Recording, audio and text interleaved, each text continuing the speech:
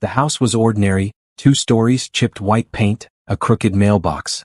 But in the last 15 years, 11 people had walked through its front door. None ever walked out. Not once. Not ever. No signs of struggle. No traces of blood. Just gone. It started quietly like all great horrors do. In 2009, a married couple named the Hendersons arrived in Ravenhill looking for a fresh start. They were school teachers from Oregon, gentle and quiet. When they put an offer down on a seemingly abandoned 2-story home on Greystone Lane, neighbors were shocked. That house had been empty for years. People crossed the street to avoid walking near it. Teenagers swapped stories about it, about strange lights, low vibrations, and dreams of being watched. But the Hendersons didn't believe in superstition. They believed in renovation. They moved in on a foggy Wednesday. By Thursday morning, the local mail carrier noticed their mailbox stuffed and untouched. The lights were on, the porch still creaked from the wind, but no one answered the door. By Friday, police were called in to perform a welfare check. The inside of the house was cold. Not just unheated, but bone-deep, unnatural cold. The coffee pot was still warm and 2 mugs sat on the counter. Their car was still in the driveway. The bed had been slept in. But no trace of the couple could be found. Not a hair. Not a fingerprint. No signs of foul play, no forced entry, no blood, no struggle. It was as if they had evaporated mid-step. The house was sealed off temporarily. But the town couldn't keep eyes on it forever. In 2012, a pair of amateur ghost hunters snuck inside after dark. They live-streamed the entire event, cracking jokes and mocking the so-called haunted house. The video abruptly ended with a sudden jolt. The screen went black. Their followers thought it was a prank. The police found the camera just outside the house's back door the next morning. It was crushed and its memory card had melted from the inside. Neither of the men were ever seen again. That was when the house's reputation began to grow. Not just locally but online. People were fascinated by the swallowing house, as it came to be known. Urban legend channels made videos. Forums speculated about its past, some claiming it was built atop a cursed burial site, others insisting it was a government black site gone wrong. But despite the growing digital notoriety, the number of actual missing persons cases tied to the property quietly kept increasing. A former detective named Harold Cates entered the house in 2014 with a handheld recorder and a loaded gun. He was a hardened man not easily spooked. He was also the uncle of one of the ghost hunters who disappeared. He told his friends he wasn't looking for spirits, he was looking for answers. He never came back. The recorder was found on the front steps, still running. The last few minutes were just silence, then faint breathing. Then a soft, mechanical sound, like a door closing underwater. The house remained under investigation for years, but nothing ever stuck. Forensics teams went in wearing hazmat suits, carrying radiation detectors and specialized sensors. Every time they left with more questions than they arrived with. Rooms seemed to shift dimensions. One team swore there was a 3rd-floor stairwell that disappeared the next time they visited. Mold samples returned no known strain. Thermal readings gave impossible results. One room read 23 degrees Fahrenheit while the adjacent hallway registered 87 degrees Fahrenheit. Eventually they stopped going in. They couldn't risk losing more officers, more dogs, more scientists. So the town quietly gave up. They chained the front gate, boarded the doors, and posted no trespassing signs, although everyone knew that anyone dumb enough to ignore them would not be stopped by a few nails and a warning. By 2017, the disappearances had reached 11 people. Each one a mystery, each more chilling than the last. And all tied to the same location. What stood out wasn't just the lack of evidence, but the cleanliness of the vanishings. Like surgical removals from reality. As if something inside that house didn't want to be found, and knew exactly how to keep its secrets. Neighbors stopped walking their dogs past the place. Children were told never to look out their bedroom windows at night. The town's real estate agency removed the address from their registry altogether, and even Google Maps showed a blurred-out image where the house should have been. Something didn't want it to be seen. And people started listening. But the internet didn't forget. As years passed, the legend grew into something larger than the house itself. It became a modern myth, a cursed challenge, a dare whispered on late-night message boards. Enter the house. Record what you see. Try to survive. And despite everything, some people still thought it was just a game. Until the footage leaked. And the story took a darker turn. No one expected the video to surface. It appeared on a deep web message board known for paranormal hoaxes and obscure unsolved cases. The title was vague, Inside Greystone, Found Footage. The uploader was anonymous, the account just a string of letters and numbers. It had no other posts, no comments, and no activity before or after that single upload. Yet, within hours, the video spread like wildfire.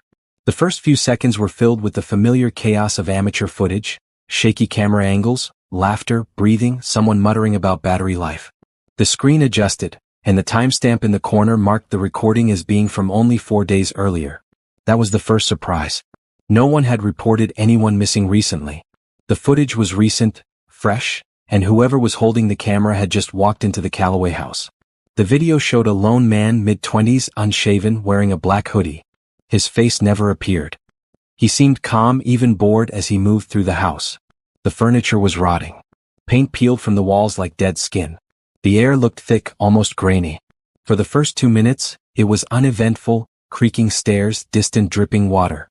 But then something shifted. At 2:47 in, a strange pulse disrupted the audio, just a soft thump, followed by static. The man froze. He looked over his shoulder, though nothing could be seen behind him. "Thought I heard?" he mumbled but didn't finish the sentence. The video glitched briefly, and for a split second, one frame showed a figure behind him, tall, distorted, almost blending into the wall. It was easy to miss. Easy to dismiss as compression. But it was there. From that moment, the house changed. Doors that were open before were now closed.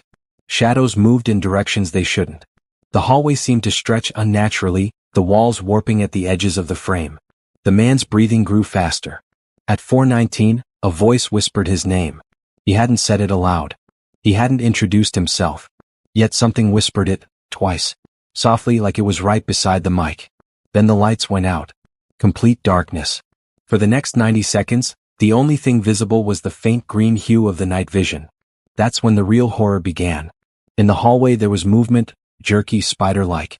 Not fully human. The man gasped and the camera dropped for a second. A scraping noise, like nails on wet stone, filled the room. Then silence. When the camera was lifted again, the man was no longer alone. At the far end of the hallway stood a figure, still, colorless, and faceless. The body didn't breathe. Just waited. Watching. The man backed up, whispering, "No, no, no, no," before turning to run. But every door was now gone. The windows were sealed. The layout of the house had completely changed. He was trapped inside something that had shifted while he wasn't looking. The final part of the video was corrupted. Pixels broke apart into red static. High-pitched audio distortion filled the screen as the camera spun wildly. Just before the feed ended, there was one last frame, a blurred close-up of a face. Or what was left of one. It had no eyes. Its mouth was far too wide. The skin looked as if it had been stretched over something it didn't quite fit. Then black. The video ended without credits, without a watermark, without context. It had no origin. When cybersecurity experts tried to trace the upload location, all they found was a dead-end proxy, looping back to an IP address in Ravenhill itself. Yet there was no sign of a person living at that address. No electricity. No recent data use. Stranger still, when users tried to download or re-upload the file to other platforms, their systems crashed. Some reported audio anomalies. One viewer claimed his speakers began whispering to him after he watched it, repeating the same name spoken in the video. Others said they dreamed of the hallway, long, silent, with something crawling just outside their line of sight. Authorities were made aware, but by then it was too late. The footage had already inspired dozens of new content creators and thrill seekers to begin planning their own expeditions into the house. Most dismissed the video as a brilliant hoax, artificially generated horror content to promote a new movie or YouTube channel. But the locals knew better. And the missing persons list started to grow again. 1 week after the video appeared, another explorer vanished. Her name was Mika. She'd posted several videos online mocking the legend, vowing to prove the footage was faked. She went in with 2 cameras, a full crew, and backup batteries. All her gear was found stacked neatly on the front lawn the next morning. But she was gone. The last clip on her secondary camera had recorded 3 seconds of silence, then a sudden bang, so loud it cracked the microphone, and a blurry frame showing her reaching toward the lens in pure terror. That frame, too, was corrupted by something digital yet organic, something that didn't belong. And then nothing. The forbidden footage was now considered digital poison. Few dared to watch it in full. Those who did spoke of unease that never left them, of hearing knocks in their home, or waking up at 3:11 a.m. every night, drenched in sweat, convinced someone was in the room with them. It had crossed the boundary. It wasn't just a story anymore. The house had found a way to reach beyond its walls. And now it was watching. The stream went live just after midnight. A team of 4 stood in front of the Calloway house. No names. No flashy intros. Just black clothing, tight backpacks, and expressionless faces. They didn't speak to the camera. They weren't there to entertain. This was different. Each wore a body-mounted camera, set to auto-upload in real time to an offshore server. 1 camera for each person. A 5th drone camera hovered above, capturing a silent, shivering Ravenhill neighborhood beneath the cloak of fog. Over 70,000 viewers tuned in within the first 5 minutes. The gate creaked open. For a long time nothing happened. The explorers moved slowly through the broken threshold. The main hallway looked exactly as described: water-stained wallpaper, warped floorboards, the smell of mold and something older. But the deeper they walked, the more unstable everything became. Time began to lose shape. 1 camera showed the explorers moving forward together. Another showed someone missing. The drone feed froze, then flickered back to life. In one frame, all 4 were accounted for. In the next, one had disappeared completely. No sound. No movement. Just gone. The audience flooded the live chat. Glitch? Camera down? Was that edited? But the feed was raw, unfiltered, and broadcasting directly. The tech behind it had been tested for weeks. There was no editing. No interference. Only reality, twisting and blinking like a bad signal on something ancient. Then the second camera began to shake. Heavy breathing filled the audio. The explorer, male mid-30s, turned in place. His night vision lens caught something the others couldn't see. A door that hadn't been there before. A figure passed by it, just a blur. Something not walking but gliding. It made no sound, but he could feel it behind the walls. He whispered to the others. No one responded. He was alone now. His camera caught the wallpaper peeling in real time, as if some unseen hand were pulling it back. Underneath, the walls weren't wooden, they were fleshy. Organic. The texture looked like muscle twitching softly. Moisture oozed out in slow pulses. Something breathed behind the drywall. The camera glitched again. Viewers screamed in the chat. Faces appeared for frames at a time, distorted, eyeless, mouths opened wide. Not screaming, just stretching. Endless mouths like tunnels. Then silence. The third camera came to a complete stop. Static. A low-frequency hum began to rise in the background. A sound so low it shook some viewers' speakers without them realizing it. Animals in nearby homes began to bark and wail. One viewer reported their monitor blinked, as if the screen itself had closed its eyes for a second. People began reporting nosebleeds. Others complained of headaches. Inside the house, the third explorer, female, petite, visibly shaking, entered what looked like a living room. There was furniture there that didn't belong in any decade. The chairs were shaped wrong. The table had no legs. In the middle sat a box or something that looked like a box. It pulsed. It breathed. She reached out toward it. The screen went black. Only the 4th stream remained. This feed was silent. The remaining figure was walking in circles now, re-entering the same hallway over and over, though the doors kept changing. One time they were all closed. Another time, every door was open. The wallpaper changed colors with each pass. Yellow, then red, then pitch black. He began to speak. But it wasn't his voice. The audio didn't match the mouth. The delay was too long.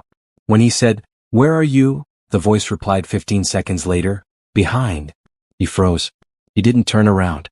He didn't have to. His camera began to tilt slowly on its own, as if the world itself was rotating without him. The hallway started to curve. The walls stretched outward like lungs gasping for air. A dark shape crawled along the ceiling, but there was no focus, no way to tell what it was.